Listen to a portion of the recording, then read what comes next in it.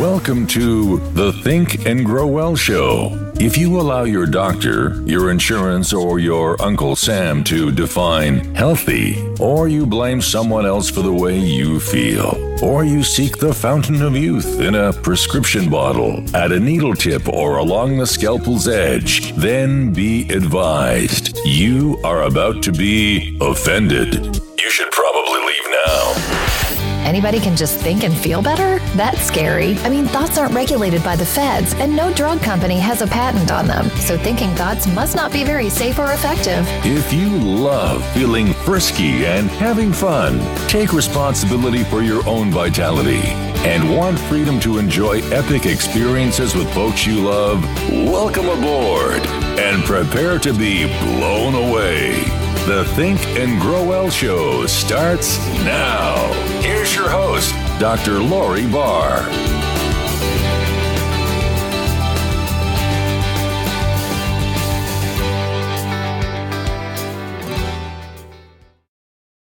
Have you ever heard one of those stories, or perhaps you've been in a situation where you've come across a person who is down, or you've witnessed someone you know, or maybe a stranger on an airplane, have a sudden seizure, or perhaps they totally go unconscious? That's a stressful situation. And in our community, there was a high school student who actually did that on the sidelines playing football. And his parents noticed. They were in the stands and they noticed, and they took immediate and decisive action. His parents were both doctors. They got down to the field. There was an AED, automated external defibrillator, that was handy, and they saved his life. And he still lives today and is an advocate for AEDs on sports fields because it saved his life.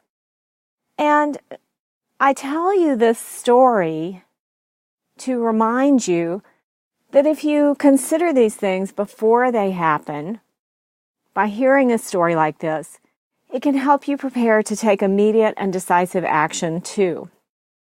If this young man's parents had not acted immediately, they would not have saved his life. If they had not noticed that he was in trouble, a lot goes on a football field, and to notice that someone sitting on the sidelines is having an issue, that takes some observation. So that's what we're talking about today, is how to prepare to move through fear in the face of an unexpected wake-up call. And here are the steps, and we'll go into a little more detail on this. The first is presence of mind is absolutely necessary. Your awareness must be totally on the now so that you can hyperextend your senses and be aware of what your possibilities are to positively affect the outcome. So it's almost like going into a state of shock. If you've ever been in a state of shock, your peripheral vision expands and time seems to slow down. And you can actually take in more details if you don't get immobilized by the fear. Worry, fear, and doubt are the great immobilizers. They keep us from taking any action whatsoever.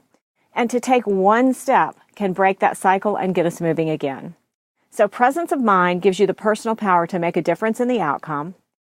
You decide on a definite goal. You set a definite desired outcome for the situation. Act immediately and boldly with a grateful heart. Gratitude, anticipation that what you need will be there, that helps to lead to unexpected success. Even if it only makes a 1% difference, it is a difference. And then tap into the skills you already have and to other people's skills around you so that you can tap into reserves that are beyond you.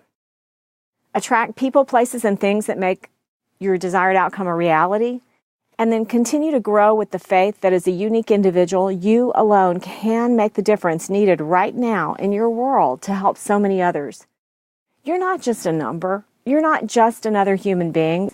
You are a unique human individual put on this planet at this point in time to make a difference in the world. You change the destiny of the people around you and your own destiny, and that shapes our world. Now, in the situation of a sudden collapse or finding someone unconscious, it is helpful to have had some basic life support training or advanced life support training. And basically, you need to be able to see if there's an ED available, start doing cardiac compressions, and get help. Call 911. In a prior episode, we talked about that actions that are taken spiritually and intellectually directly cause physical effects. Let's talk about the growing body of evidence that indicates that the way we perceive our social status, health, wealth, and well-being correlates with diseases such as viral infections, hypertension, colds, chronic lung disease, and a weakened immune defense system. Have you ever wondered why it is that people think they're confident and that they're worth living and, their life is worthwhile?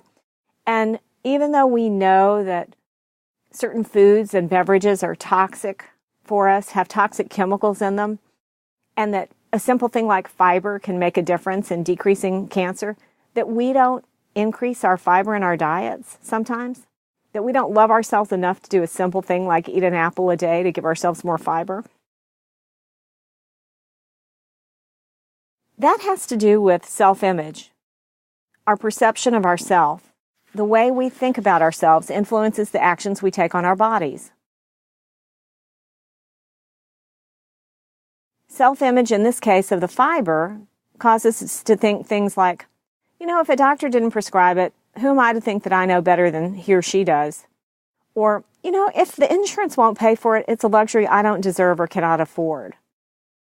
That's the choice. That's what we're actually saying when we don't make the simple choices like drink more water, have more healthy fruits and vegetables that were grown pesticide-free, help shop local with your produce.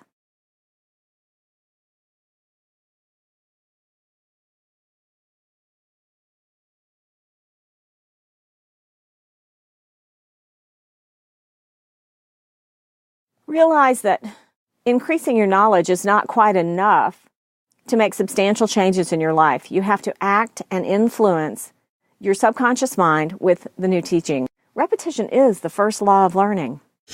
Your next steps.